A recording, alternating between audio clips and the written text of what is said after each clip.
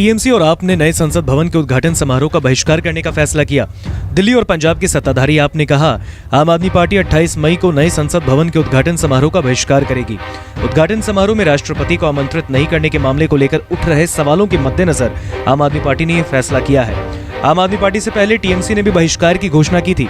TMC नेता और राज्यसभा सांसद डेरेक ओब्रायन ने ट्वीट किया, संसद सिर्फ एक नई इमारत नहीं है, ये पुरानी परंपराओं, मूल्यों, मिसालों और नियमों के साथ एक प्रतिष्ठान है। ये भारतीय लोकतंत्र की नींव है। प्रधानमंत्री नरेंद्र मोदी ये नहीं समझते। उनके लिए रविवार को नई इमारत का उद्घाटन सिर्फ मैं खुद के बारे में है, इसलिए हमें इससे बाहर रखें। नए संसद भवन का उद्घाटन राष्ट्रपति से कराने की विपक्ष की मांग के बीच कई राजनीतिक दलों के नेताओं ने 28 मई को आयोजित समारोह का बहिष्कार करने का फैसला किया। कांग्रेस सहित कई विपक्षी दलों की मांग है कि संसद के नए भवन का उद्घाटन राष्ट्रपति द्रौपदी मुर्मू से कराया जाए। कांग्रेस नेता आनंद शर्मा ने कहा कि राष्ट्रपति को कार्यक्रम से दूर रखना सही नहीं है। पहले आप ये बयान सुनिए। And who also feel that it's not constitutionally correct to take major decision about the Parliament of India, excluding the head of the Parliament, the President of India, from the decision making, from the foundation stone laying, now for the inauguration. As I mentioned in Hindi, Article 79 makes it crystal clear that the Parliament of India comprises of the President of India, who's the head of the Parliament, and the two houses. First, the permanent house, the Rajya Sabha, the Council of States. The Constitution uses the word the Council of States, Rajya Sabha.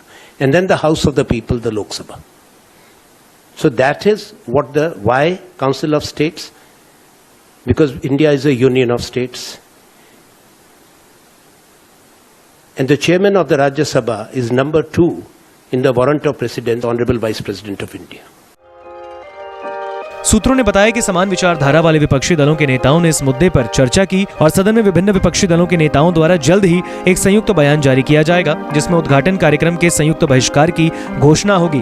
हालांकि इस कार्यक्रम का बहिष्कार कांग्रेस करेगी या नहीं, सबकी निगाहें इस पर टिकी हैं। कांग्रेस प्रवक्ता गौरव वल्लभ ने आरोप लगाया कि सरकार ने इस समारोह से राष्ट्रपति मुर्मू को दूर रखकर उनका और पूरे आदिवासी समाज का अपमान किया। उन्होंने कहा, महामहिम राष्ट्रपति जो एक सामान्य पृष्ठभूमि से उठकर यहाँ तक पहुंची हैं, उनका अपमान क्यों हो रहा है? क्या अपमान इसलिए हो रहा है कि वह आदिवासी समाज से आती हैं या फिर उनके राज्य में चुनाव नहीं है? ये पूछे जाने पर कि क्या कांग्रेस इस समारोह का बहिष्कार करेगी, तो गौरव वल्लभ ने कहा, सही समय पर उचित फैसला किया जाएगा।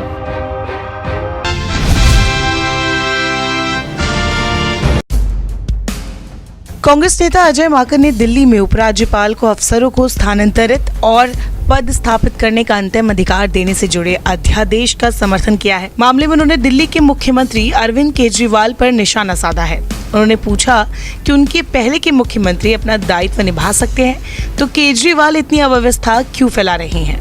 अजय माकन ने इस बारे में बकायदा एक ट्वीट करके अपने कारणों के बारे में बताया है। उन्होंने एक लंबे चौड़े ट्वीट का टाइटल रखा, अध्यादेश का विरोध न करने के पीछे की वजहों का एग्जामिनेशन, प्रशासनिक, राजनीतिक और कानूनी पहलू।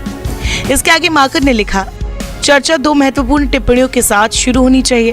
पहले, केजरीवाल का समर्थन करके हम कई सम्मानित नेताओं के फैसलों और उनके ज्ञान के खिलाफ जा रही हैं। 21 अक्टूबर 1947 को बाबा साहेब अम्बेडकर का, 1951 में पंडित नेहरू और सरदार पटेल का फैसला, 1956 में पंडित नेहरू का एक और फैसला, गृह मंत्री के रूप में लाल बहादुर शास्त्री जी का 1964 वाला फैसला और 1965 में प्रधानमंत्री के रूप में और 1951 में नरसिम्हा राव का फैसला। दूसरा, अगर अध्यादेश पारित नहीं होता है तो केजरीवाल को एक अलग ही प्रिविलेज मिलेगा, जिसे पहले कई मुख्यमंत्रियों से वंचित किया गया था, जैसे शीला दीक्षित, मदन लाल खुराना, साहिब सिंह वर्मा और सुषमा स्वराज। आइए अध्यादेश का विरोध करने के खिलाफ प्रशासनिक, राजनीतिक और कानूनी दृष्टिकोण पर गौर करें। इसके आगे अजय माकन ने प्रशासनिक कारण बताए हैं।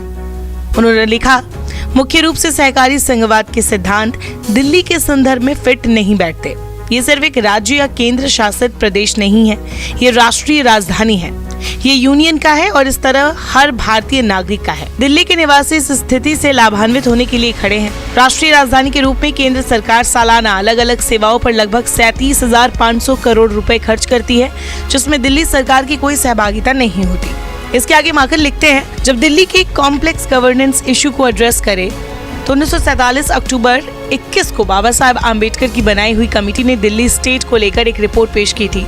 रिपोर्ट में कहा गया था, जहां तक दिल्ली का संबंध है, हमें ऐसा लगता है कि भारत की राजधानी को शायद ही किसी लोकल एडमिनिस्ट्रेशन के अंडर रखा जा सकता है। संयुक्त राज्य अमेरिका में कांग्रेस सरकार की सीट के संबंध में अनन्य विधायी शक्ति का प्रयोग करती है। ऐसा ही ऑस्ट्रेलिया में भी है। समिति की रिपोर्ट में इन मिसालों से हटने के पर्याप्त कारण नहीं दिखाई देते हैं। इसलिए हम इस निष्कर्ष पर पहुंचे हैं कि कुछ अलग योजना वांछनीय है। इसलिए हमने मसौदे में प्रस्ताव दिया है कि इन केंद्रीय क्षेत्रों को भारत सरकार द्वारा या तो चीफ कमिश्नर या तो लेफ्टिनेंट गवर्नर या तो राज्यपाल या पड़ोसी राज्य के रूलर के जरिए प्रशासित किया जा सकता है। बाबा साहब की समिति की सिफारिशों के बाद पंडित नेहरू और सरदार पटेल ने दिल्ली को government of part C states act 1951 के माध्यम से एक मुख्य आयुक्त के प्रशासन के तहत रखा। इस अधिनियम में दिल्ली के लिए एक विशेष प्रावधान शामिल था। 1956 में राज्य पुनर्गठन समिति यानी SRC की रिपोर्ट की समीक्षा करने पर पंडित नेहरू ने मौजूदा विधानसभा को एक नगर निगम में बदल दिया, जिससे ये राजधानी क्षेत्र विधायी शक्तियों से रहित हो गया। 1964 में और फिर 1965 में प्रधानमंत्री के रूप में लाल बहादुर शास्त्री जी ने बिना विधायी शक्तियों के किसी प्रावधान के दिल्ली को एक महानगरीय परिषद प्रदान की। 1991 में नरसिम्हा राव ने दिल्ली के लिए प्रशासन के वर्तमान स्वरूप की स्थापना की और LG को कार्य संचालन नियमों के माध्यम से अधिकारियों और स्थानांतरित और पद स्थापित करने की सभी शक्तियां प्रदान की। इसलिए आजादी के बाद से किसी भी प्रधानमंत्री ने दिल्ली की निर्वाचित सरकार को अधिकारियों या स्थानांतरित और पद स्थापित करने की शक्तियां प्रदान नहीं की। केजरीवाल इसे बदलना चाहते हैं। माकर ने अध्यादेश का समर्थन न करने के पीछे इसके आगे राजनीतिक कारण भी बताए हैं। उन्होंने कहा कि केजरीवाल कांग्रेस का समर्थन तो चाहते हैं, लेकिन उनकी पुरानी राजनीति से सवाल खड़े होते हैं। माकर लिखते हैं, राजनीतिक कारण। केजरीवाल ने मांगा कांग्रेस पार्टी का समर्थन, हालांकि उनकी पिछली राजनीतिक व्यवस्थाएं कुछ सवाल उठाती है। उनकी पार्टी ने बीजेपी के साथ एक प्रस्ताव पारित कर केंद्र सरकार से हमारे प्यारे राजीव गांधी जी से भारत रत्न वापस लेने का अनुरोध किया। इसके अलावा केजरीवाल ने जम्मू कश्मीर मुद्दे पर संसद के अंदर और बाहर दोनों जगह भाजपा का समर्थन किया। ये समर्थन तब मिला जब जम्मू कश्मीर को विभाजित किया गया और एक केंद्र शासित प्रदेश में घटा दिया गया। केजरीवाल ने अलग अलग आरोपों पर CJI दीपक मिश्रा पर महाभियोग चलाने के कदम के दौरान भी भाजपा का समर्थन किया। जस्टिस लोया की मौत के आसपास की संदिग्ध परिस्थितियों की जांच के लिए CJI ने एक जनहित याचिका पर विचार करने से इनकार कर दिया था। विशेष रूप से केजरीवाल विवादास्पद किसान विरोधी कानूनों को लागू करने वाले पहले व्यक्ति थे। उनकी पार्टी ने राज्यसभा के उपसभापति के लिए विपक्ष के उम्मीदवार का भी विरोध किया और इसके बजाय बीजेपी द्वारा प्रायोजित उम्मीदवार का समर्थन किया। गुजरात, गोवा, हिमाचल, असम, उत्तराखंड में बीजेपी के लिए केजरीवाल का समर्थन और हाल के कर्नाटक चुनावों में जहां उन्होंने कांग्रेस पार्टी के खिलाफ उम्मीदवार खड़े किए, ये भी सवाल उठता है केवल उन्हीं राज्यों में क्यों जहां कांग्रेस प्राथमिक विपक्ष या सत्ताधारी पार्टी है। इसके आगे माकिन ने कानूनी कारण भी बताए हैं। उन्होंने लिखा, सुप्रीम कोर्ट के एक हालिया फैसले का पैरा 95 केंद्र सरकार को कानून को संशोधित करने की अनुमति देता है। इसमें कहा गया है, हालांकि अगर संसद NCTD के डोमेन के अंदर किसी भी विषय पर कार्यकारी शक्ति प्रदान करने वाला कानून बनाती है तो उपराज्यपाल की कार्यकारी शक्ति को उस कानून के मुताबिक संशोधित किया जाएगा। शॉर्ट में कहें तो केजरीवाल का समर्थन करने वाला और अध्यादेश का विरोध करने वाला अनिवार्य रूप से पंडित नेहरू, बाबा साहेब अम्बेडकर, सरदार पटेल, लाल बहादुर शास्त्री और नरसिम्हा राव के ज्ञान और फैसलों के खिलाफ जा रहा है।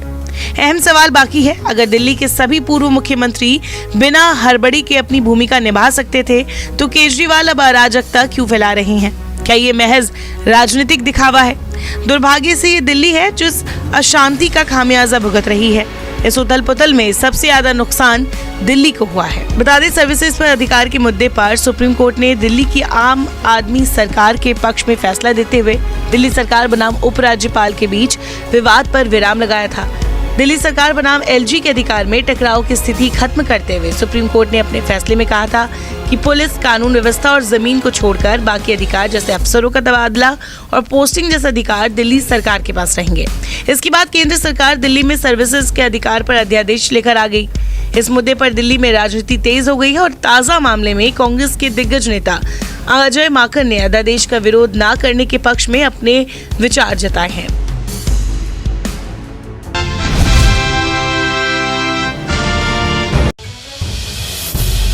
कांग्रेस नेता राहुल गांधी ने नए पासपोर्ट के लिए दिल्ली की राउज एवेन्यू कोर्ट का दरवाजा खटखटाया है। दरअसल जब राहुल गांधी की संसद की सदस्यता गई तो उन्होंने अपना डिप्लोमेटिक पासपोर्ट सरेंडर कर दिया था और अब उन्हें विदेश यात्रा के लिए नया पासपोर्ट चाहिए था, इसलिए उन्होंने राउज एवेन्यू कोर्ट का रुख किया है। राहुल गांधी ने नॉर्मल पासपोर्ट के लिए एनओसी जारी करने की गुहार लगाई है। वही नेशनल हेराल्ड मामले में नाम होने की वजह से राहुल गांधी को साधारण पासपोर्ट जारी कराने के लिए कोर्ट के एनओसी की जरूरत है। राहुल की ओर से दाखिल आवेदन में कहा गया है, आवेदक की मार्च 2023 में संसद सदस्यता समाप्त हो गई और इस तरह उन्होंने अपना राजनयिक पासपोर्ट जमा कर दिया और वो एक नए साधारण पासपोर्ट के लिए आवेदन कर रहे हैं। वर्तमान आवेदन के माध्यम से आवेदक नए साधारण पासपोर्ट के लिए इस न्यायालय से अनुमति और अनापत्ति मांग रहे हैं। बता दें, अदालत ने 19 सितंबर 2015 को राहुल गांधी और अन्य को इस मामले में जमानत दे दी थी। राहुल ने अपनी याचिका में कहा है कि नेशनल हेराल्ड मामले में जमानत देते वक्त कोर्ट ने देश से बाहर जाने पर कोई रोक नहीं लगाई थी। राहुल की याचिका पर एडिशनल चीफ जुडिशियल मजिस्ट्रेट वैभव मेहता की कोर्ट में बुधवार को सुनवाई होगी।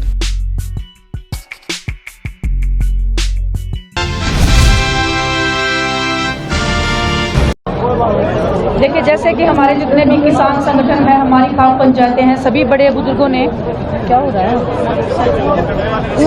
सभी बड़े बुजुर्गों ने एक फैसला लिया है कि 28 तारीख को संसद भवन के सामने नई संसद भवन के सामने महिलाओं का महापंचायत होगा।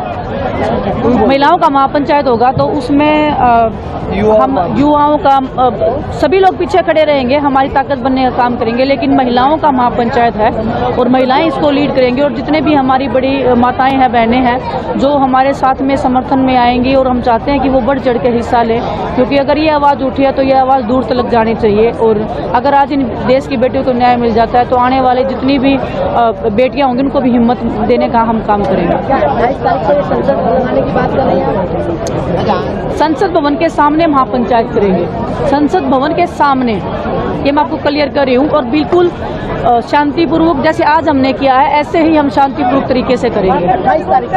हाँ जी, 28 तारीख को।